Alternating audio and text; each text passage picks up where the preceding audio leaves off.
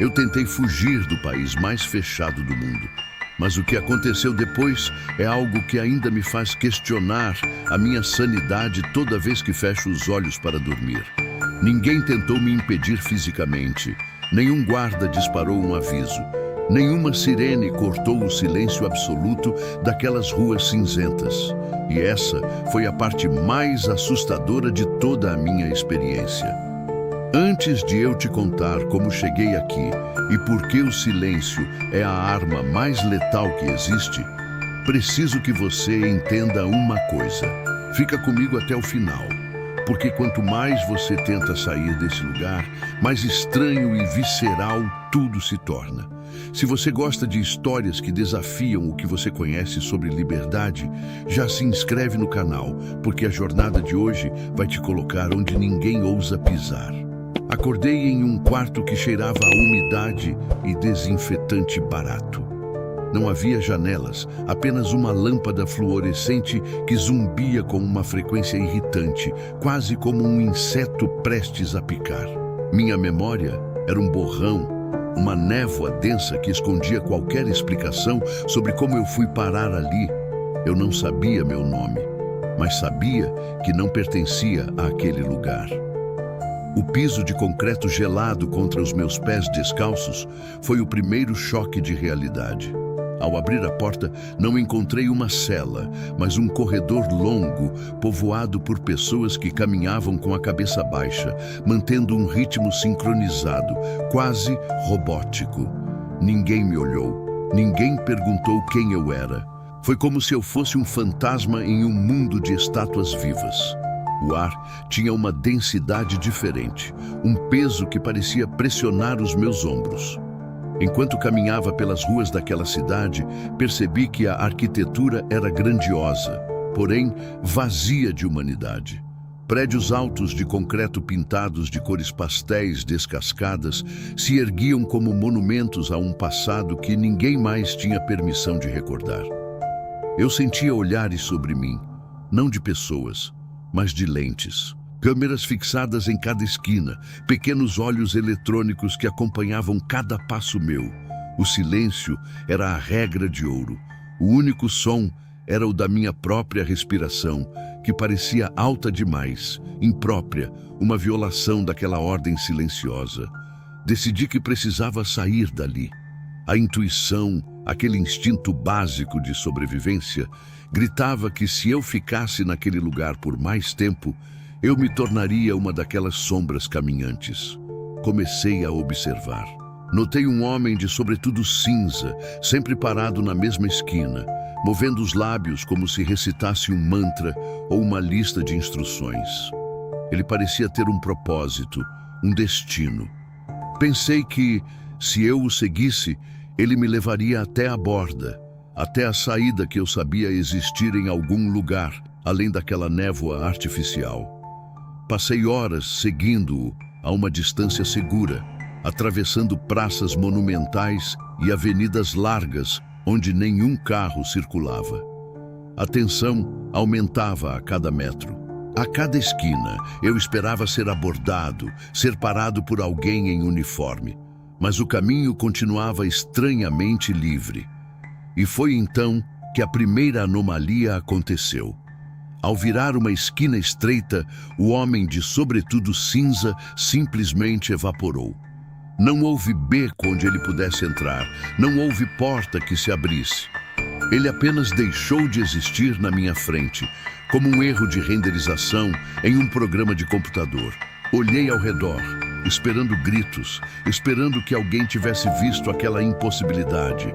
Mas as pessoas ao redor continuavam seu curso, impassíveis, como se nada tivesse acontecido. Quem mais estava vendo aquilo? Ou será que eu era o único que ainda mantinha a percepção da realidade distorcida? A partir daquele momento, o medo mudou de forma. Deixou de ser o medo de ser preso e passou a ser o medo de estar perdendo a conexão com o que é real. Decidi agir por conta própria. Estudei o mapa mental que eu havia traçado. Se não havia guardas, se a fronteira parecia aberta, por que eu ainda estava ali? Comecei a correr. Não havia mais necessidade de cautela.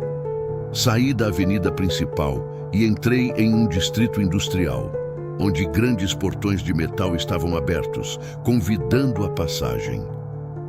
Eu corria, sentindo o ar frio cortar meus pulmões, esperando a qualquer instante o som de passos me perseguindo ou o ruído metálico de uma trava sendo acionada.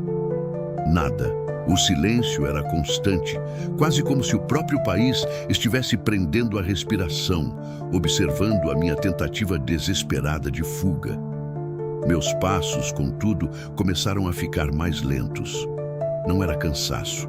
Era algo mais profundo, uma resistência interna. Cada vez que eu me aproximava de uma possível saída, de uma estrada que parecia levar para fora daquela área cinzenta, um pensamento intrusivo surgia na minha mente. O que você vai fazer lá fora? Você não pertence a lugar nenhum. Aqui está seguro. Aqui você sabe o que esperar. O peso nos meus ombros aumentou, tornando-se uma dor física. Parecia que a gravidade naquele lugar era maior, que a própria terra tentava me segurar. Eu não conseguia entender. As rotas de fuga estavam ali. Eu via o horizonte, via o mundo exterior através das frestas nos muros, mas algo em mim me impedia de correr. Cheguei a uma encruzilhada. À esquerda, uma estrada asfaltada que subia uma colina e parecia desaparecer na neblina, prometendo o desconhecido. À direita, o retorno para o centro da cidade, onde a ordem e o silêncio me esperavam. Senti um suor frio escorrer pela minha nuca. A dúvida não era sobre se eu conseguiria passar pelos guardas, pois não havia guardas. A dúvida era sobre a minha própria vontade. Porque eu sentia esse medo irracional de atravessar aquele limite. Porque meu coração disparava com angústia apenas por pensar em dar o próximo passo rumo à liberdade. Eu me forcei a dar um passo, depois outro, com as pernas pesadas, como se estivessem acorrentadas a blocos de chumbo. Eu estava lutando contra algo que não era físico. Era como tentar nadar contra uma correnteza que não se vê, mas que se sente em cada fibra do corpo. Foi nesse momento que tudo se tornou claro. Uma revelação tão brutal que me fez parar no meio do caminho. Eu olhei para trás e vi outras pessoas, centenas delas, caminhando pelas mesmas rotas que eu, mas parando exatamente onde eu estava. Elas olhavam para a borda, para a saída, e depois viravam as costas, voltando para suas vidas de silêncio e repetição. Ninguém as impedia. Elas não eram prisioneiras de muros, de arame farpado ou de soldados. Elas eram prisioneiras de uma ideia. O sistema não precisava de guardas, porque ele havia se instalado dentro de cada mente, tornando-se uma parte intrínseca do pensamento. O maior obstáculo não era a barreira física, era a própria convicção de que aquela barreira era intransponível. Eu estava diante da saída, a poucos metros do que chamamos de mundo real. Eu podia ver, sentir o cheiro do ar que vinha de fora, um ar que parecia mais leve, mais urgente. Mas a minha mente repetia como um disco arranhado, que sair era um erro, uma transgressão que me tiraria a proteção do sistema. Eu ainda não sabia meu nome, mas sabia o que eu era. Um produto daquele controle psicológico, treinado para acreditar que a liberdade era perigosa e que o silêncio era o único refúgio. O medo não vinha do exterior.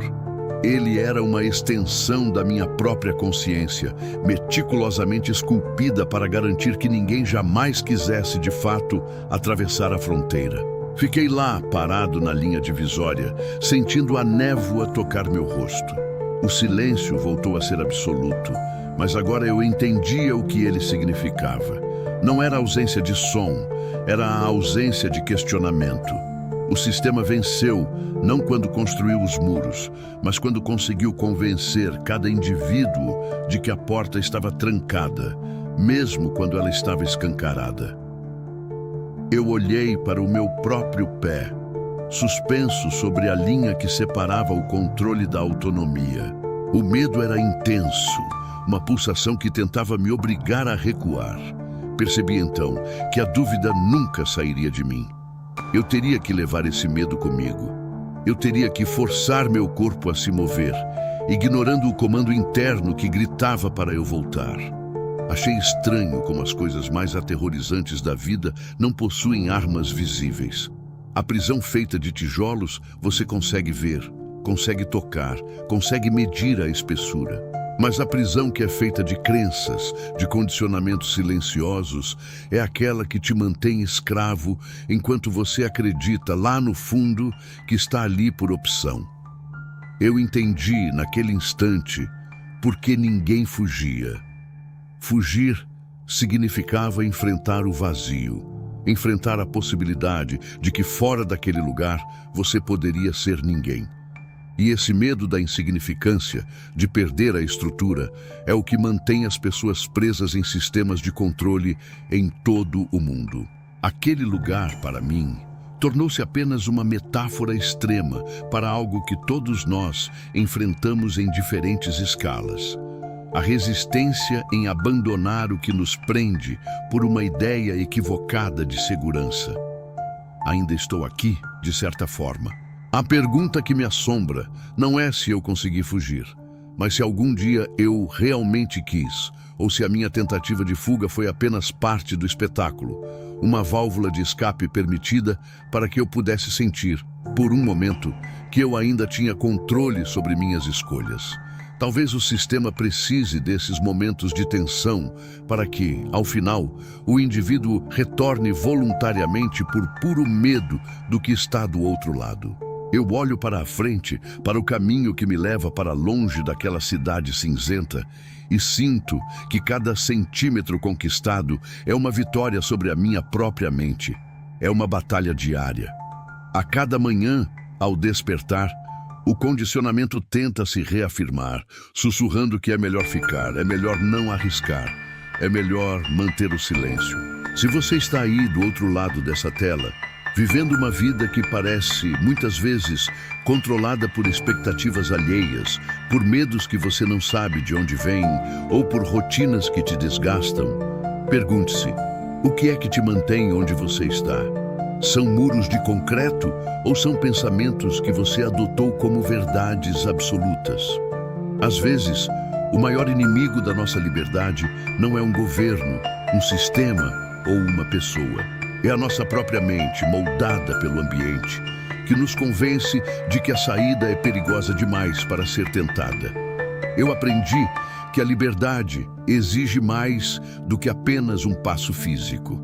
Ela exige o desmantelamento das crenças que nos mantêm estáticos. É um processo doloroso, lento e muitas vezes solitário. A dúvida que carrego hoje é o que me mantém humano.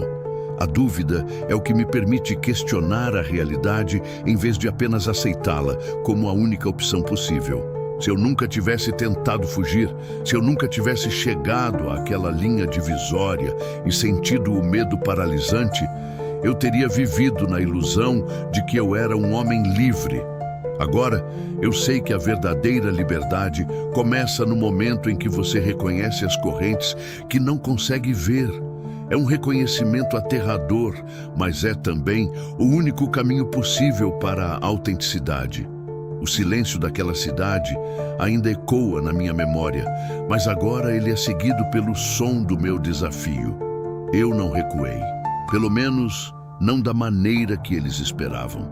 Olhando para trás, vejo a cidade como um reflexo de tudo o que tentamos evitar. A perda da individualidade, o controle absoluto através do medo, a submissão ao coletivo sem voz. É um espelho sombrio que mostra o que acontece quando a vontade humana é sistematicamente suprimida. Espero que essa história tenha plantado uma semente de questionamento em sua mente. Não aceite as fronteiras que impõem a você, sejam elas geográficas ou psicológicas. O mundo é muito mais vasto do que a bolha de segurança em que tentam nos confinar.